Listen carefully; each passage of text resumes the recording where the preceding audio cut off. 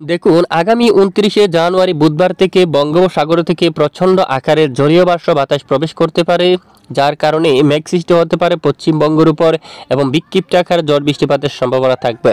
পাশাপাশি এদিকে বঙ্গোপসাগর থেকে খুলনা বিভাগের উপর দিয়েও কিন্তু আংশিক জলীয় বাষ্প বাতাস প্রবেশ করতে দেখা যাচ্ছে এবং দেশের পশ্চিমের বেশ কিছু এলাকায় যশোর এবং করচাঁদপুর এবং এদিকে দামোহদা, আলমডাঙ্গা, মেহেরপুর, যে কৃষ্ণনগর, এখানে শান্তিপুর, এই সকল এলাকার উপর বিক্ষিপ্ত আকারে ঝড় বৃষ্টিপাতের সম্ভাবনা দেখা যাচ্ছে।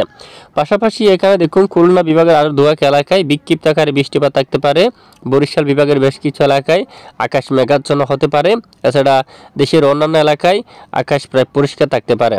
পাশাপাশি বৃহস্পতিবার ৩০শে জানুয়ারির আপডেটেও দেখা যাচ্ছে দেশের উত্তরে জলীয় বাষ্প বাতাস প্রবেশ করছে, যার কারণে সিলেট বিভাগ থেকে শুরু করে ময়মনসিংহ এবং উত্তরের কিছু কিছু এলাকায় বিক্ষিপ্ত আকারে ঝড় বৃষ্টিপাতের সম্ভাবনা থাকবে। এদিকে দেখুন কাপাসিয়া, নাগারপুর, সিরাজগঞ্জ, সিংড়া, বগুড়া, তারপর সরিষাবাড়ি, ময়মনসিংহ, মাদান, বিশনবাপুর, সিলেট, মৌলভীবাজার সহ আমবাসা, আগরতলা, কুমিল্লা এর আশেপাশে বেশ কিছু এলাকায় আকাশ মেঘলা হতে পারে। সঙ্গে একেবারে উত্তরের কিছু কিছু এলাকায় বিক্ষিপ্ত আকারে ঝড় বৃষ্টিপাতের সম্ভাবনা থাকবে। এবং আগামী শুক্রবার ৩১শে জানুয়ারি থেকে একেবারে উত্তর পশ্চিমের বেশ কিছু এলাকায়, সিলেট বিভাগের বেশ কিছু এলাকায় হতে পারে বিক্ষিপ্ত আকারে ঝড় বৃষ্টি। আসুন আমরা বৃষ্টিবাহী মোড়টিকে দেখিনি। দেখুন আগামী শুক্রবার ৩১শে জানুয়ারি থেকে এখানে বেশ কিছু এলাকায় দেখুন সিলেট এবং চরখাই, চাতকবাজার, জাইন্তিয়াপুর এবং আশেপাশে অঞ্চল জুড়ে প্রচণ্ড আকারে বজ্রসহ বৃষ্টিপাত থাকার সম্ভাবনা রয়েছে। দেখুন একেবারে মাসের শেষের দিকে একেবারে উত্তর পশ্চিমের বেশ কিছু এলাকায় বিক্ষিপ্ত আকারে বজ্রসহ ঝড় বৃষ্টিপাতের সম্ভাবনা থাকবে। দেখুন দক্ষিণে প্রচণ্ড আকারে জলীয় বাষ্প বাতাস কিন্তু একেবারে উত্তরাঞ্চল দিয়ে চলে যাচ্ছে, ঢাকা বিভাগের উপর দিয়ে, খুলনা বরিশাল বিভাগের উপর দিয়ে সোজা একেবারে উত্তরে চলে যাচ্ছে, সিলেট বিভাগের উপর আক্রমণ করতে দেখা যাচ্ছে, যার কারণে প্রচণ্ড আকারে মেঘ তৈরি হয়ে বাড়িতে ক্ষতিবাড়ি বৃষ্টি, কিছু এলাকায় বিক্ষিপ্ত আকারে বজ্রসহ ঝড় বৃষ্টি হওয়ার সম্ভাবনা থাকবে। এছাড়া আমরা বৃষ্টির পরিমাণ মোড়ে চলে যাচ্ছি, কি পরিমাণ বৃষ্টিপাতের সম্ভাবনা আছে আসুন আমরা একটু দেখে নিই। বৃষ্টির যে আপডেটে দেখতে পাচ্ছি মূলত তেমন ভারী বৃষ্টিপাতের সম্ভাবনা নেই। আবহাওয়ার ইউরোপিয়ান মডেল থেকে হালকা বিক্ষিপ্ত আকারে বৃষ্টিপাতের সতর্কতা দেওয়া হয়েছে, তেমন ভারী বৃষ্টিপাতের সতর্কতা নেই।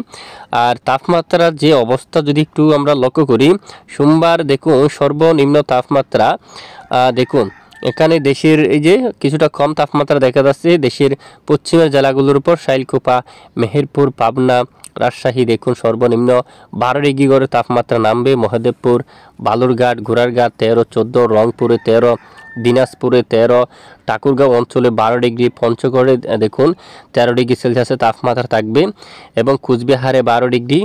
সকল এলাকায় দেখুন 12 থেকে 13 ডিগ্রি তাপমাত্রা থাকবে। পাশাপাশি এখানে সরিষাবাড়ি 13 থাকবে, সিরাজগঞ্জ, তারপর পাবনা এখানেও দেখুন নাগারপুর, শাইলকুপা 12 ডিগ্রি তাপমাত্রা থাকবে।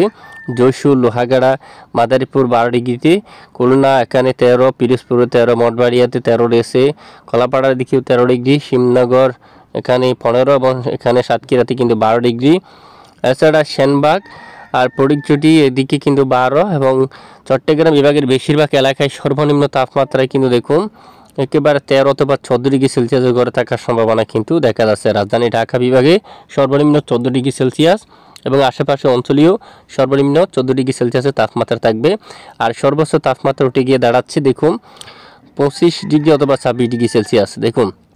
এবং এরপর কয়েকদিন পরও যদি একটু দেখা যায় 26 ডিগ্রি সেলসিয়াস উঠতে দেখা যাচ্ছে সর্বোচ্চ।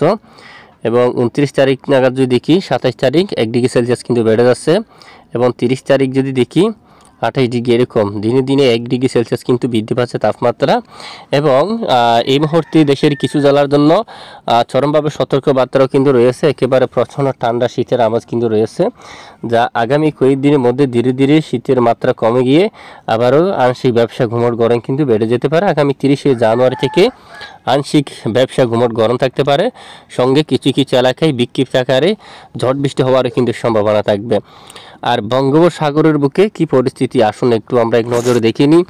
বঙ্গোপসাগরের যে অবস্থা সোমবার 27 জানুয়ারি থেকে যদি দেখি, বঙ্গোপসাগর কিন্তু একেবারে স্বাভাবিক রয়েছে। মধ্য বঙ্গোপসাগরে একটি বিপরীত ঘূর্ণাবর্ত অবস্থান করছে।